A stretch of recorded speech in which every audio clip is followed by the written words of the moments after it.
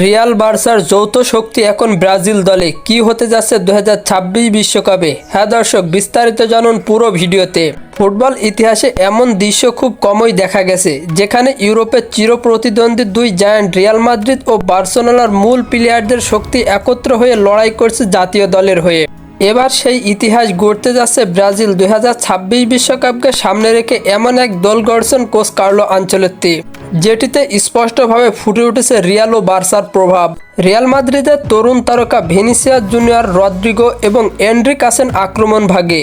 অন্যদিকে বার্সেলোনার হয়ে আলো ছড়ানো রাফিনহা ব্রাজিল দলের বড় ভরসা। দুই ক্লাবের দুই তারকা প্রতিপক্ষের রক্ষণভাগকে দিশেহারা করে দিতে পারেন যে কোনো সময়।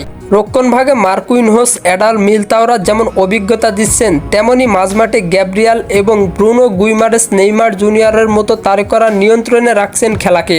শেষবার 2002 সালে বিশ্বকাপ জিতেছিল ব্রাজিল। এরপর কেটে গেছে 2 দশকেরও বেশি সময়। এবার নতুন প্রজন্মের এই তারকারা কাপ আনতে এগোচ্ছে নতুন ছন্দে।